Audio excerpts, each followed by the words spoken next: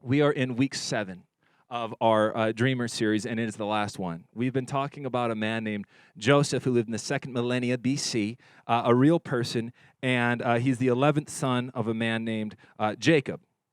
And so if you've missed the first 6 parts, you can catch up on our website, Tahoe.Church. You can find those online and watch them. And let me just give you a little bit of backdrop, is that Jacob had 12 sons. And the first 10 were all from different moms. They were all half-brothers. The last 2 sons were of the same mother, Rachel, and he loved Rachel, and so he really loved these 2 youngest ones. And in fact, he treated them differently than he did the first 10. The first 10 had to work hard. They were shepherds. They were out in the fields. They were doing all of this stuff, and he would say, oh, no, not Joseph, not Benjamin. They can stay home. Now, Joseph doesn't have to get a callus. He doesn't have to lift a finger. In fact, I'm going to buy him presents even when it's not Christmas or his birthday. I just love this kid more than my others. So his father didn't do him any favors by spoiling him this way. He actually put him in charge of the family business over his 10 older brothers, and they all became employees of his, and this did not bode well. His father actually fractured his family because of this. So his 10 older brothers, they began to resent this 17-year-old Joseph, and then that seed grew a bit more venomous each day, each week, each year, and then more than just jealousy or envy or resentment, it actually turned to hatred. And then the hatred was no longer just a thought, it actually became a possibility, and then they started talking about killing, literally murdering their 17-year-old brother. And they said, we hate this guy so much, how can we actually end his life? And so they find this opportunity when they're out shepherding away from home. Nobody knows them. They're in isolation. And they say, okay, now's the time. Let's do it. Let's do him in. And so one of the brothers, the older brother, Reuben, says, hey, we can't murder him. He's our brother. Let's just throw him in this dry well and leave him for dead. At least we can do that. And so they do that. And as they're sitting, they're eating lunch, because throwing your 17-year-old brother in a dry pit where you almost murdered him works up an appetite. And so they're eating lunch, and as they're there, they see some human traffickers coming by. They say, hey, would you want to buy a human? He's property now. He doesn't have a name anymore. Do you want to buy him? They say, sure, we buy him. So they buy him for 20 pieces of silver. They take him off to Egypt, and then they sell him to a slave master. So Joseph is a 17-year-old favorite son. Then he becomes a piece of property, and now he's a slave. He works for this man named Potiphar, and he's working in this household. And he's sexually harassed every day. He's sexually assaulted by his boss's wife, yet he is the one who's falsely accused. He's thrown into the Egyptian dungeon for the false crime of attempted rape. And then he lives as a prisoner in the dungeon for years. For years. This is his life so far. And it's a pretty crummy story. It goes from spoiled kid whose brothers hated him to almost murdered to now trafficked and now slave prisoner. That's the bottom line of his story. Now, the span of time from him being trafficked by his brothers to the last day he is in prison was 13 years. So for 13 years, he's a slave/prisoner. Decade and a half of his life. This is all he knows. Now, Joseph is finally summoned from the dungeon to interpret a dream. When Joseph's 30, Pharaoh has a very disturbing dream, and nobody can tell him what it means, and God gives Joseph this special ability to interpret this specific dream. And because he is right by God's power, he's made second in command. So Joseph goes from slave prisoner for 13 years to vice president of all of Egypt. He is second in command after Pharaoh, the second most powerful person on the known planet at the time. And he's tasked with overseeing the interpretation of this dream, saying there's 7 years of prosperity for the land of Egypt, and then there's going to be 7 years of famine. And so we need to navigate well the future coming 7 years before the famine comes, so we can feed the populace, not only of Egypt, but the surrounding regions. So if you have your Bibles this morning, we find ourselves in Genesis chapter 41, verse 46 through 49, and I'm going to be going through 9 chapters of the Bible in the next 20 minutes, so hold on tight. Verse 46, chapter 41. Joseph was 30 years old when he entered the service of Pharaoh, king of Egypt. And Joseph went out from Pharaoh's presence and traveled throughout Egypt. During the 7 years of abundance, the land produced plentifully, just like he said it would. Joseph collected all the food produced in those 7 years of abundance in Egypt and stored it in the cities. In each city he put the food grown in the field surrounding it. Joseph stored up huge quantities of grain like the sand of the sea. It was so much that he stopped keeping records because it was beyond measure. So in these 3 verses, Joseph ages from 30 to 37. 7 years go by in 3 verses right here. And in those 7 years, Joseph is crushing it. Every day, crushing it. All he does is win, win, win. That's it. That's all he does. He is doing so well. He's now second in command of all of Egypt. His prediction of what's going to happen is 100% accurate, and he's traveling all over Egypt with a huge entourage. In these 3 verses, it says words like, these are years of abundance. The land is producing plentifully. It says in verse 49, Joseph stored up huge quantities of grain, like sand of the sea. It was so much. He did such a great job, he just stopped counting. Wouldn't you like that problem? How much do you have in your bank account? I just stopped counting. I don't know. My brain can't even count that high. How many great things do you have? I have so many toys. I don't even know. What's the square footage of your house? I don't know. I get lost every day. I have no idea. How many children? Not sure. There's one. Ask him. So well, so much. Let's just stop counting. Stop counting? What? Your boss is never going to say that, right? How many ice cream cones? You say, I don't know. I stopped counting. You're fired. That's what's going to happen if you stop counting. But he stops counting. It is beyond measure. Have you ever experienced a season in life like that? Have you ever experienced a weekend like that or a trip like that? We were like, this is just good after, let's never go back home. This is amazing. This is the best time. Kate and I were traveling from Chicago to out here in December when we were moving out in 2018. No, maybe it was 2017 because it was December 2017, January 2018. Yeah, so December 2017, and that winter was nasty for the Midwest. They called it a polar vortex.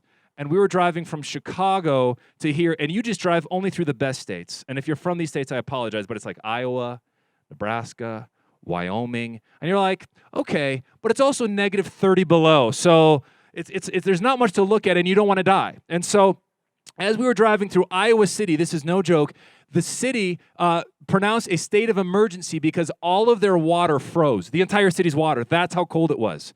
Even underwater, they're like, we have no water, everything's frozen. It was like negative 36 degrees. As we were driving through and got out of Iowa and we're going into Nebraska, this is no lie, it looked like one of those post-apocalyptic movies. We were driving and there were just empty cars in the ditch. Like literally, like 40 cars on this one stretch of highway. And you're like, why did people keep driving if they saw the first 2 cars and become number 38?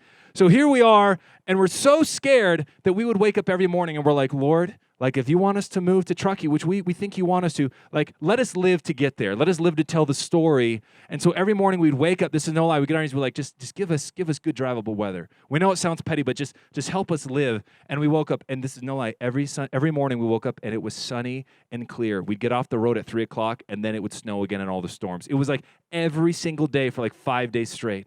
And we were just like, man, it's just good after good after good. And moments like that are important for us because we say it is possible. There are times, there are seasons of plenty, right? There are times where you're just like, I'm just going to stop counting. I'm just going to know that tomorrow's going to be another day like today. I'm just going to walk in victory and assume victory. And here is what's happening. Joseph is literally living the dream. He's the second most powerful man in the largest nation. He's filthy rich, and he is unbelievably successful at his job. Everything he turns to gold. So not only is he profiting for himself, but what he's doing is he's actually saving an entire nation and all of the thousands and thousands of people around that nation. So not only is he doing well at his job, but he's doing something good for the face of humanity. This is such a cool thing. So he should be on cloud 9 right now, right? He should be the happiest man on earth so far. But if we keep reading, chapter 41, verse 50 and 52. Before the years of famine came, 2 sons were born to Joseph by Asenath, daughter of Potiphar, priest of On. Joseph named his firstborn Manasseh and said, it is because God has made me forget all my trouble and all my father's household. The second son he named Ephraim and said, it is because God has made me fruitful in the land of my suffering. Now, I don't know about you, but these don't sound like the words of a man who's forgotten the past. He's He's not living in the exciting present. You just witnessed baby dedications this morning, right? Loving parents doting on their kids, wanting to support them. They're wonderful kids. And can you imagine if I went down the line and I was like, okay, hey, everyone, this child's name is I had a terrible childhood. Isn't she cute? This is I had a terrible childhood. Here's the next one. This one is I have daddy issues. That's the name of this child. Isn't he adorable? And here we have I was wronged when I was a teenager. Oh, he's a little chunker, but he's going to be strong, right? That's his name. No, these are terrible names. Can't you just picture his wife Asenath, who isn't winning the name game either, by the way? Joseph, what do you want to name our little bundle of joy? Well, Asenath, I was thinking something like, God is making me forget my troubled past and my terrible family that screwed me over. How is that for a name? And that became his name. Okay, it's got a ring to it, kind of. Okay. Joseph, that may be challenging to spell when he gets into kindergarten. Now, the firstborn's name is a wash. A few years later, a second attempt. Joseph, what do you want to name our second little baby? And he says, okay, I was ready for this one. This little guy, the perfect name, he will name him, God has made me fruitful in the land of all of my suffering. This poor woman, she's living with this guy. When he has kids to name, he thinks to the worst moments of his life and ties in their names to the most tragic, terrible events he's ever experienced. So every time he calls his kid's name, he's reminded of the worst event of his entire life. Can you imagine that? Your name represents your dad's worst day. Your name reminds your parents of how sad and terrible and tragic life is. Your very time when you walk into the room just reminds them of that. That's what Joseph is doing here. See, I would venture a guess that although Joseph has a dream job, is wealthy beyond measure, is wildly successful, he still has some issues. Still has just a few to work out. His therapist probably made a bundle off this guy. Tons of family issues. Years to get some progress. I was watching a documentary the other day. I love documentaries. And this one was really exciting. It was about everybody who was named John Smith. And so if you like watching documentaries about names, here you go. Real page turner. John Smith is the most common name in the United States. Most common name. Out of any U.S. name anyone can have, it's John Smith. Most common name. There are over 50,000 people in the U.S. right now named John Smith. Do we have any John Smiths here? Okay, that would just be too crazy. All right. What this show did was explore the life of 7 different John Smiths. This was unique how they did this. They broke it up. One John Smith, so these John Smiths, 7 different John Smiths in 7 different states from 7 different life stages, all over the U.S. So the first John Smith was a baby, 8 months old John Smith. They were talking to his parents, his family. The next John Smith was an 8-year-old boy in Ohio. The next John Smith was a 25-year-old in Texas. The next John Smith was a 36-year-old. The next one a 45-year-old. The next one a 60-year-old. The next one a 70-year-old. And it's interesting how they are all different individuals, don't know each other at all, live in 7 different states, 7 different life stages, yet there was this common thread through all of their stories. These are completely different people, totally unique geographical areas, all different life stages, but yet they all unified by one thing, a common name. I would venture to suggest to you this morning that as vastly different as all of us are here, or those that are even watching this online, our gender, our age, our place of origin, our personalities, as different and diverse as we may be and may look, we still share some things. And one of those things we carry with us always is our past. All of us have a past, each and every one of us sitting here. And some of us try to remember it and cling to it and document it and journal it. And others of us here have tried through therapy, through substance, through some form to forget that past.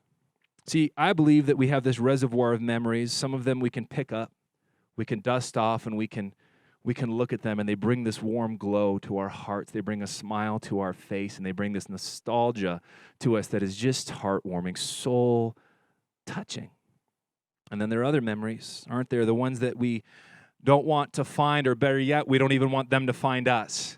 We want them to sink to the bottom of the reservoir of memory, and we don't want to encounter them again because we never wanted them to happen in the first place. But yet they're there, floating around. And we say, well, I don't ever want to speak of that again. And then when they do somehow, some way surface, they bring pain, they bring sorrow, they bring shame, they bring regret, they bring loss, they bring anxiety, fear. In 1980, a term was coined along with an acronym. It was born. It's PTSD. Many of you may have heard of it. It stands for post-traumatic stress disorder. And from 1980 to the year 2000, the cases of PTSD grew by over 300% every year.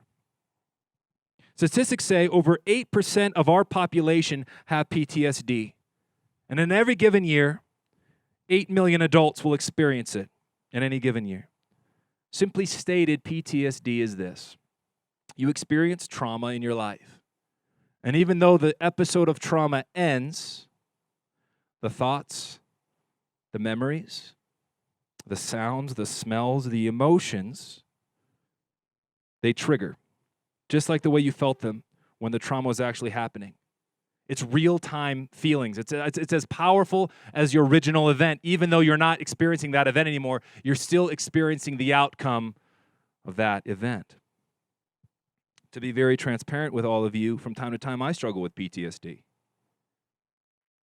Kate and I experienced unbelievable medical struggles with the birth of our daughters and their first year of life. And even 6 years later, it's hard for me to say that out loud. It's 6 years later, it's difficult for me. It's to be transported back. I can see it. The ICU at the Children's Hospital. I can still picture the kitchen counter where I performed CPR on our lifeless 8-week-old. It still impacts me today. I can see them bagging her naked body and the pediatric ER doctor telling me that she's dead and we gotta code her. We gotta sign it. By the grace of God, she came back to life, but it still impacts me today. I know that it's not logical. I know that Kate's not living in the hospital for 4 months before the girl's birth. Torrin and Violet are healthy first graders. It was over half a decade ago. Like, I get that. Like, when I talk about it, like, logically, I can say all those things. Like, logically. Yet, I can still hear the beeping. I can still smell the room. It still affects me. So if you're listening this morning and you have issues, you're in the right place. This is a place for people with issues. You're not alone. 37-year-old Joseph, Prince of Egypt, in a heartbeat, reverts back to the 17-year-old Joseph in the pit, thrown down there by his brothers. So 7 years of plenty finish. Then 7 years of famine happen, and all the neighboring nations are traveling to Egypt to see one guy named Joseph, who's got what everybody needs. The only prescription. I'm just kidding. And Joseph's family is no different. Jacob sends his 10 sons to buy food in Egypt, so they travel 200 miles with their silver, all their stuff, and then they were supposed to bring it home. But when they arrive in Egypt, guess who they need to see to buy food? Joseph. The brother they tried to murder, the brother that they trafficked, that same brother that they've told everyone for years and years, a decade and a half, that he's dead. At this point, it's 20 years they've been telling everyone that he's dead. And in fact, they probably believe this lie by now. The very same brother they threw into a hole, the very same brother they sold to human traffickers as property. Now, 20 years later have passed, and Joseph is almost 40 now. Almost 40. So when they arrived, does Joseph be the bigger man? Come on, dude, you're 40 almost. At 40, see, here's the way I look at it. At 18, you shouldn't be dating anybody up till now. You don't even know where you're going to school. You don't even have a major, let alone like a husband. Then you're going to go to college. You spend your 20s finding yourself. 30, you found yourself and you spend investing back in the world. By 40, you have all your stuff together and life is just an easy, easy pace by then, right? Is that correct? Do I have that correct? No, I'm 38. I sure hope so because I'm really looking forward to 40 being awesome. Does he demonstrate the grace and love of God? Does he act in a way that is pleasing to Jesus? The answer, the sad reality is no. No, Joseph doesn't. Joseph isn't the bigger man here. Joseph actually doesn't take the high road. That's what I love about Scripture. It doesn't pull any punches. They are real stories, true stories with real people. Real scars. So no, Joseph doesn't act like a hero. He doesn't act like the 40-year-old prince of Egypt. He actually acts like the 17-year-old that's still holding the grudge. He pretends to be an Egyptian, and his brothers don't recognize him. He accuses them of being spies. He throws them all into the dungeon for 3 days. He then lets them go, but plants stolen money in their bags. He then keeps one of them, Simeon, and I don't know why Simeon. He must have done something really bad back when Joseph was 17, right? Maybe he was the bully. He keeps him, and before he sends his brothers away, he has him tied up in front of them, and then he has him thrown into the dungeon, and he keeps him as ransom as a prisoner until you come back and you bring the youngest brother. Because I know if you bring Benjamin, it's going to destroy your entire family, and that's what I want. So I'm keeping him in prison, in chains, until you get back as ransom for the other one. And then who knows what I'm going to do to Benjamin. This is not the actions of someone who would say is a hero of the Bible. When did he become, is he the antagonist or is he still the protagonist? I'm confused because he's acting kind of evil and wicked. You got it. You're right. He is. That PTSD came back so strong. The moment that he saw those brothers, it says that he wept, but then he acts with rage and venomous revenge. This is reality. So he keeps Simeon in the dungeon until they return with Benjamin, which was a whole long story for them to do that. And by the way, this is 9 chapters of Scripture. You should read. It's so good. Genesis 41 through 50, but I got to get through it because you got to go eat lunch, right? So he binds him before their eyes until they return. Joseph's full brother, their half-brother, their dad's new favorite. This isn't really turning out to be the story of forgiveness. This is more like the Count of Monte Cristo. He's using his wealth and his privilege, that's cool, to get back at those who've wronged him. And this whole time, it says Joseph has to keep leaving the room because he can't bottle up his emotions. He has to do something mean to them, and it says he runs out of the room around the corner to a separate room. He falls to his knees and just sobs. He just weeps. He just wails. This 40-year-old man, who's the second most powerful person in the world, who's rich beyond belief, who now has his own family and children, is in the other room crying in the fetal position. Does this sound like the actions of someone who is over it? I can't, like we say the phrase, time heals all wounds. Show me where it says that in Scripture. This was over 20 years ago. He should be healed up by now, right? And it really worked out well for Joseph. He's currently in a good spot. Joseph's life is actually pretty awesome right now, and yet the memories are still too great for him to bear. The negative of the past is outweighing the blessing of the present. Let me say that again. The negative, the pain, the torturous events of the past are overpowering and outweighing just the blessing and the beauty of the present, and he's allowing those memories to destroy those around him and himself. He's allowing it. Do you see this? Joseph has everything going for him. His brothers are literally starving to death. They are groveling at his feet in his palace. He won. He won. The competition is over. They are broken shells of who they formerly were. They're groveling, literally, their faces on the dirt, drooling before him, just touching his toes, and he's standing there in his palace, and he won, and they need to be punished still. No, I can't let it go. No, there's more damage to be done. There's more revenge coming their way. I don't care how broken and starving they are, begging for my help, I'm still going to get some back. He can't forget it. He can't let go. It gnaws at the cortex of his brain. I want you to get this. Situational circumstance is not the answer. Let me say that again, and I'll explain what I mean. Situational circumstance is not the answer or the healing agent that you need. I think there's too many times. See, we've all been wronged, either by the brokenness of this cursed earth, by the wickedness of another person, or just simply by the attacks of Satan, him very self. And for some reason, we begin this process, this journey of thinking, we go down this path, that if this person who hurt me, if they lose everything, right? If they would become really, really ill, like terminally ill, or whatever crazy thoughts you have of people for revenge, if we think that if that happened to the wrongdoer, then finally I can get closure. Finally, I will forget this, and emotionally it won't affect me anymore. Finally. Then I would feel better. If all the wrong was righted and I won and they lost, then I could move on. But the truth is that's just simply not true. There's study after study after study of people who've been victimized and whose perpetrator has even died. Their thoughts, their memories don't disappear with that person's life.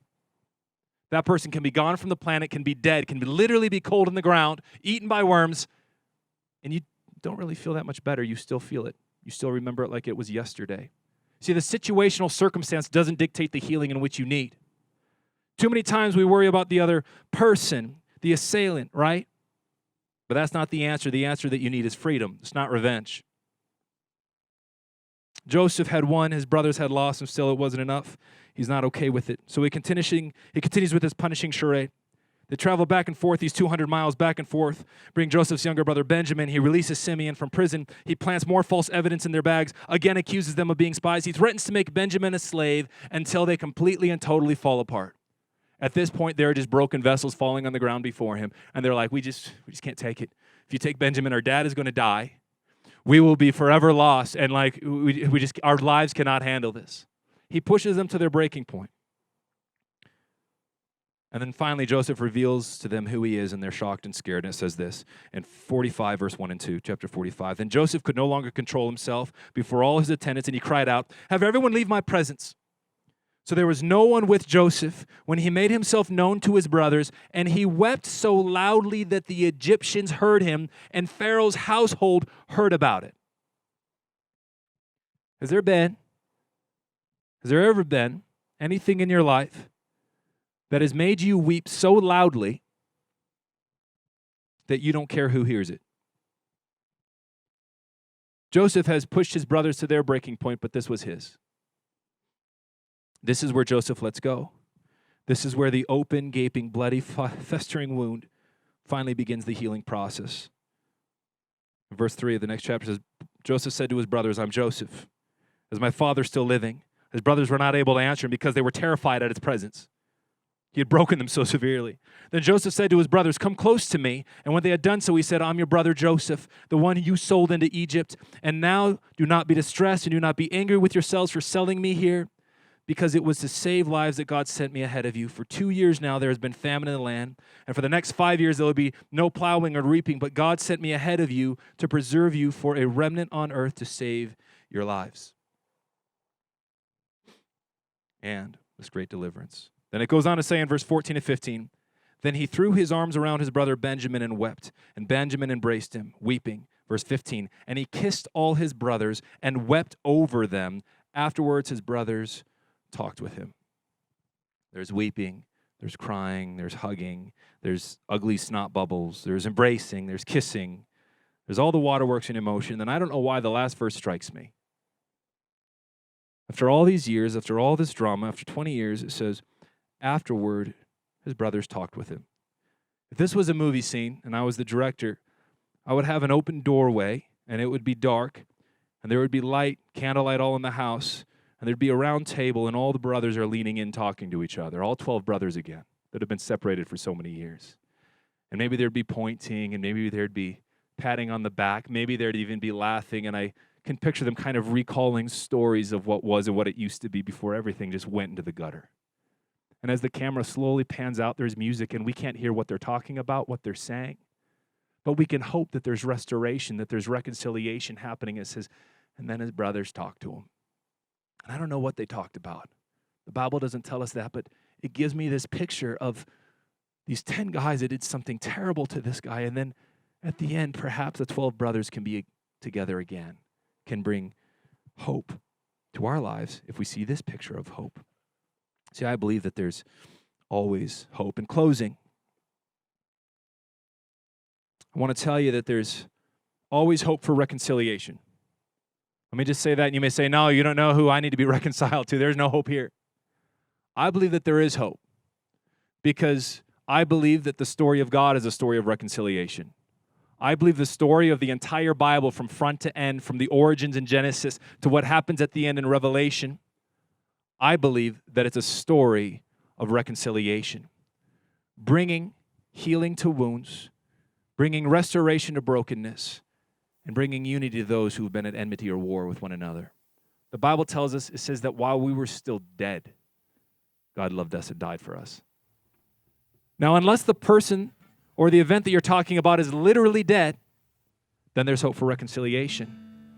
And even if they are, perhaps there's hope for reconciliation in eternity. The one big story. God is perfect and we're not. God never fails or falters, yet we do. He seeks us out. He finds us cowering behind the leaves in the garden. He calls us to build an ark of faith. He brings us out of the tent into the star-filled sky and makes us promises we can't believe.